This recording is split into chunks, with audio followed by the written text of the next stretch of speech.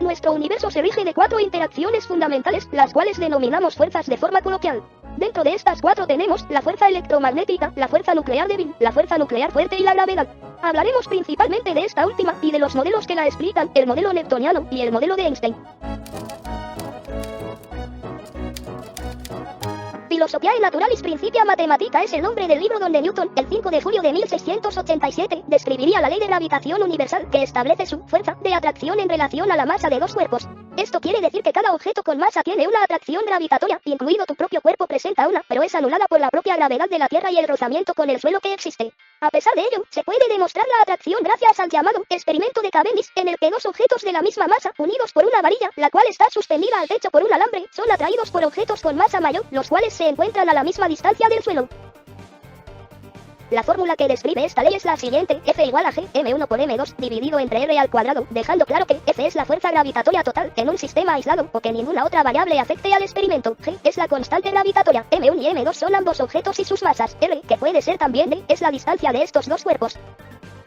Con respecto a la órbita de los planetas, esta sucede por un hecho descrito por el astrónomo Johannes Kepler, el balance que existe entre esta fuerza gravitatoria con la inercia. Mientras la inercia hace que los planetas se alejen en línea recta, la gravitatoria los atrae, de forma que, en teoría, orbiten al objeto con la mayor masa.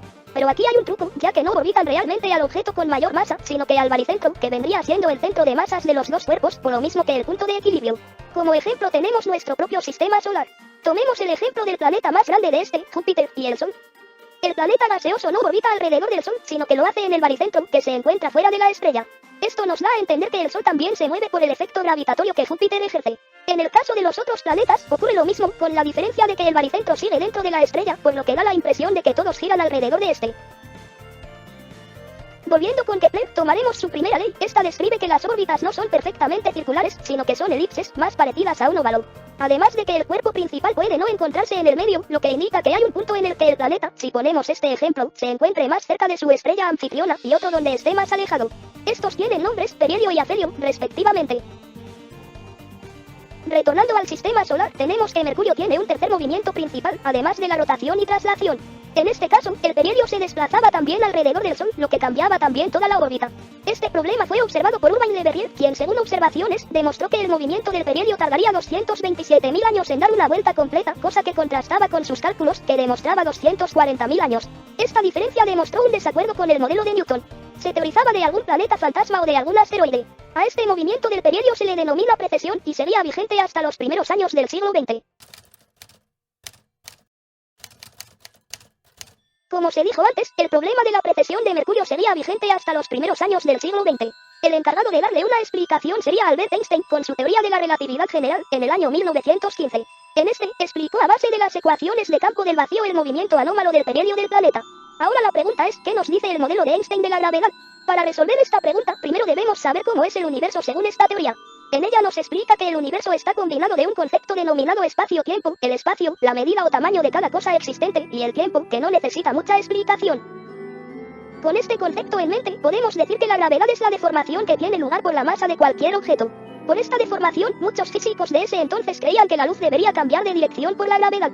Este fenómeno fue comprobado el 29 de mayo de 1919 por el astrofísico y filósofo Arthur Eddington mientras ocurría un eclipse solar, observando que la gravedad del Sol cambiaba la dirección de la luz de una estrella lejana, en el que se demostró el corrimiento al rojo o la disminución de la frecuencia electromagnética por la distancia. Sumado a la deformación, la relatividad de Einstein cuenta con dos principios que se deben de tomar en cuenta. Comencemos por el principio de covarianza general.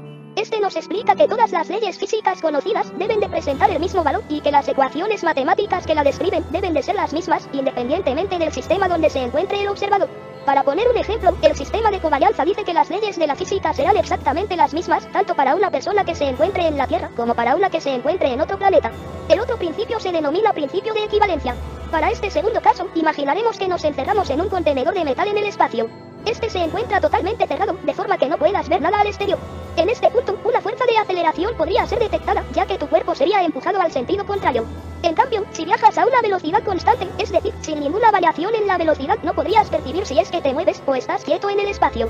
El mismo caso ocurre si es que esa misma caja es atraída por la gravedad, se volvería igualmente imperceptible, pues aquí no importa tu masa, todo objeto caerá a la misma velocidad, lo que da la sensación de la falta de movimiento. A pesar de la deformación, la gravedad también puede actuar como ondas. Estas ondas son diferentes a las electromagnéticas que conocemos. Véase rayos X, radiación ultravioleta, infrarroja, gamma, etc. Pues es el mismo espacio-tiempo el que se deforma. Estas ondas se denominan ondas gravitatorias, se originan por eventos masivos, como el choque de dos agujeros negros tras orbitar a gran velocidad. Estas son realmente poderosas en los primeros años, pero tras millones de años de viaje, son sumamente débiles. Para poner un ejemplo de esto, las ondas detectadas en 2015 causaron una distorsión de 10 elevado a menos 18 metros. Bastante pequeño. Si no puedes hacerte una idea, el tamaño de un átomo de hidrógeno es de 5 por 10 elevado a menos 11 metros. Estas ondas pudieron ser detectadas por primera vez el 14 de septiembre del 2015 por el Observatorio de Ondas Gravitacionales por Interferometría Láser, LIGO, por sus siglas en inglés. Fue iniciado en 1984 gracias al físico teórico Kip Thorne, culminando su construcción y calibración en 2004.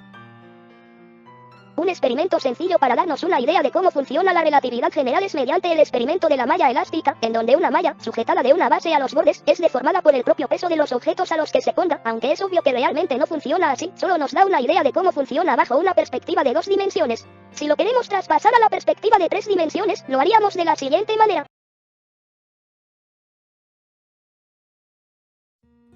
Con esto, tenemos dos puntos de vista diferentes. El primero, de Newton, describe que el espacio era inalterable y de solo 3 dimensiones, además de que el tiempo era uniforme en cada parte del universo. Por otro lado, Einstein describe que el espacio es alterable y de 4 dimensiones, siendo la cuarta el tiempo, donde el tiempo puede variar dependiendo de esta deformación. Ahora veamos lo que sucedería si llegamos al extremo de esta. Los mejores ejemplos de estos extremos son los agujeros negros, los cuales presentan diferentes clasificaciones. Por un lado, tenemos la clasificación por tamaño, mientras que por el otro, la clasificación por complejidad. Para no hacer el cuento largo, usaremos la clasificación por tamaño, la cual se divide en las siguientes secciones. Supermasivos. Tienen la masa de millones de soles, por lo que es un poco complicado hacernos una idea de cuán grandes son. Un dato curioso es que muchos de ellos se encuentran en la parte central de las galaxias. En el caso de la Vía Láctea, se encuentra Sagitario A estrella. De masa intermedia.